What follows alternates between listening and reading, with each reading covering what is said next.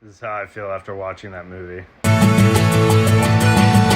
hide from it tonight. Don't begin to run. Alright, so I saw two movies this weekend. I saw The New Final Destination, which was pretty good. And then I saw Clown in a Cornfield, which I might be the real clown in this situation. I go into this movie thinking it's going to be like some fun, like campy romp. And instead, I felt like I was watching like a bad episode of Degrassi, like one that they made like in the later years, where you have these characters who aren't Spinner or Paige, and you're like, well, why am I watching them? Yeah, I apparently this is like based on a book. As you can see, I did a lot of research into this.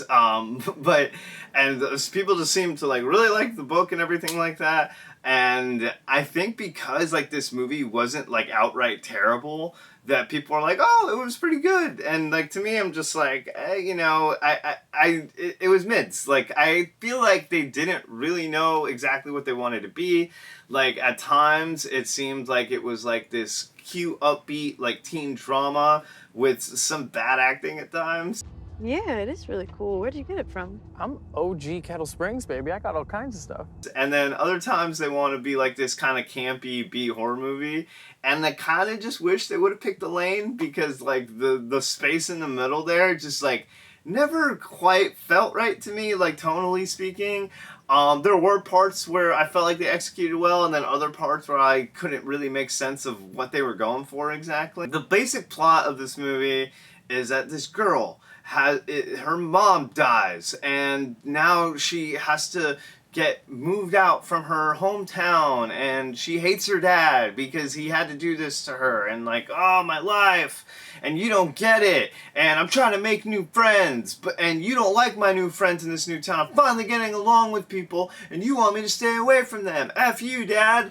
Like, have we not seen this plot like a million different times in like a million different movies? And they really tried to like make that like the heart of this film, and it just really wasn't doing it for me in any way, shape, or form. So she goes to this new town where like all the older people are, I guess, mean, even though they all seem pretty reasonable to me. The teenagers here are sometimes like really horrible, and then other times inoffensive and cool. This new group like she hangs out with that apparently is like so bad, and it really is like the whole like thematic of the movie is like the old people versus the young people, and like the old people don't know how to use phones and set up Wi-Fi, and the young people know everything. Call 911. Where's the button, Jen? What is this? What kind of phone is this? So this new girl, she moves to this town, and she starts making friends with these kids who do YouTube videos of this clown who's like a mascot for the city, killing people through these like elaborate VFX and stuff like that. Like all the videos are fake, but they make them look super real, and they have 65,000 subscribers, which is more than me, but I digress. So she's like, man, these people are so cool. They do like these weird, like funky videos. This guy is pretty cute and like totally not gay at all. But guess what? It turns out that these fake videos they had aren't so fake after all. There's actual clowns in cornfields killing people. And I gotta say, all the kills in this movie were pretty good. I was like, it almost like surprised me when they would happen, because it was so far different than the tone that was like established beforehand in the film, that whenever like you would have these gruesome deaths, you were like, whoa, what like movie am I watching? And it didn't even happen in a way that I felt like was on purpose. Like I don't think that they intended it to have like such shifting like dynamics in that way. So like the kills were super dope, and there were times where I was like, okay, this is kind of falling into that like fun, campy, like type of vibe. But like I said, sometimes it just felt like a bad Disney Channel movie, and so I couldn't really reconcile those two things the whole time. Like some of the jokes were good, Some of them were less than good.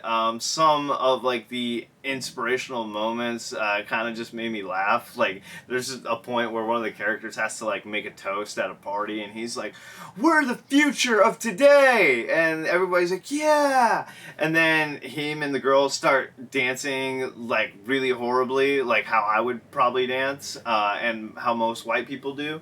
And it just wasn't like, I was like, what the fuck? Like, this is so, like, cheesy and corny. And then other scenes, like, you have this, like, dope-ass kill with, like, a clown coming out with somebody with a chainsaw. And you're like, oh, that was dope. Oh, now it's lame again. Like, you know, that was kind of like my dynamic throughout this whole movie. You know, it wasn't boring. It kept me engaged. Actually, no, I fell asleep at one point, now that I think about it. But I was tired.